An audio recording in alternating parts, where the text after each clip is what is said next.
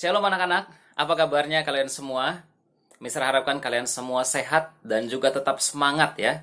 Walaupun belajar di rumah, semua kita harus tetap semangat dan antusias ya.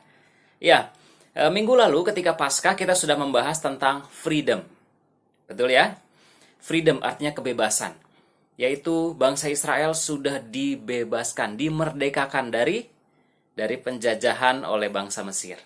Mereka sudah keluar dari Mesir, mereka merdeka. Nah, buat kita pun juga telah beroleh freedom, kemerdekaan dari dosa, ya, dari penjajahan terhadap dosa. Nah, saat ini apa yang perlu kita lakukan? Karena kita sudah merdeka, kita sudah bebas, terus ngapain? What's next? Gitu kan? Nah, satu kata yang Mister mau bagikan kepada kita semua adalah metanoia. Metanoia artinya perubahan pikiran, atau sering diartikan pertobatan, berbalik dari cara hidup yang lama ke cara hidup yang baru. Bertobat, berbalik dari kebiasaan yang lama kepada kebiasaan yang baru. Ya, coba lihat hidup kita masing-masing. Kebiasaan apa yang biasanya kita lakukan sehari-hari ketika di rumah? Mungkin kita hari-hari ini biasa main game. Main gamenya panjang, ya. Biasanya 5 jam, 7 jam, ya. Atau mungkin juga tidurnya bisa 10 jam atau 12 jam karena mentang-mentang diisolasi di rumah gitu kan. Nah, coba lihat, apakah hal itu berfaedah atau bermanfaat bagi dirimu? Kita mau lihat dari Efesus 4 ayat 28 sampai 29. Ayat yang Mister ambil tentang pertobatan, ya, Mister bacakan. Orang yang mencuri, janganlah ia mencuri lagi. Tetapi baiklah ia bekerja keras dan melakukan pekerjaan yang baik dengan tangannya sendiri, supaya ia dapat membagikan sesuatu kepada orang yang berkekurangan. Janganlah ada perkataan kotor keluar dari mulutmu, tetapi pakailah perkataan yang baik untuk membangun di mana perlu, supaya mereka yang mendengarnya beroleh kasih karunia.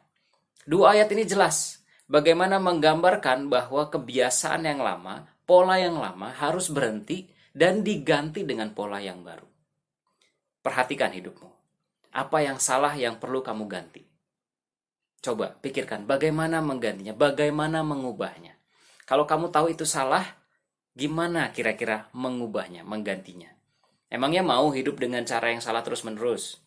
Ya kan? Padahal kamu sudah dibebaskan, dimerdekakan dari dosa. Apakah mau seperti itu terus-menerus?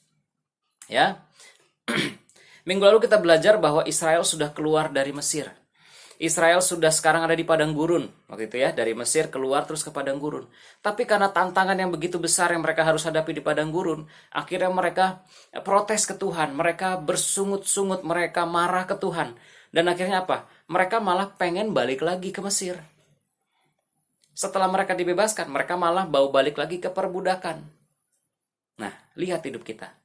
Kita sudah dibebaskan, tapi apakah jangan-jangan kita masih suka sama pola yang lama? Ya. Mereka sudah keluar dari Mesir, tapi Mesir belum keluar dari pikiran mereka.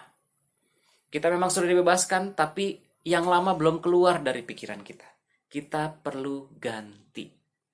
Ganti pola, ganti kebiasaan. Ya, kalau enggak, balik lagi, sampai seterusnya kita akan menjadi seperti itu.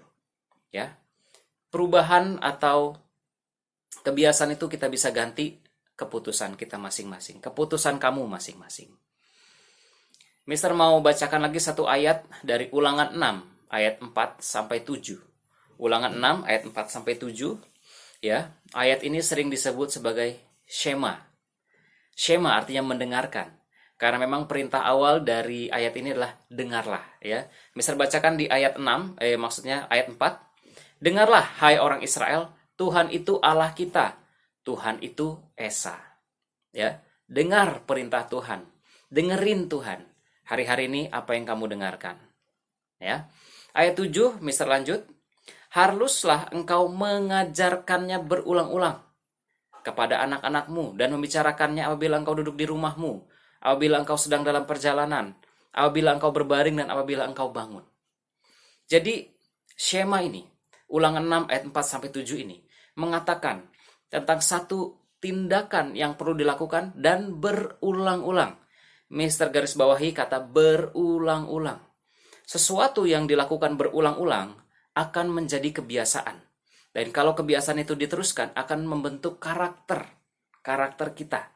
Kalau kamu terbiasa sehari-hari malas, mager, dan itu berulang-ulang karena memang ini sering terjadinya, apalagi di masa isolasi seperti ini, bisa jadi karaktermu adalah menjadi karakter yang malas. Ya, padahal itu karena kamu nggak mau keluar dari situasi dan kondisi aja, tapi malah jadi ngikut karakternya seperti itu. Nah, karena itu perbaiki, ganti, ubah. Ya.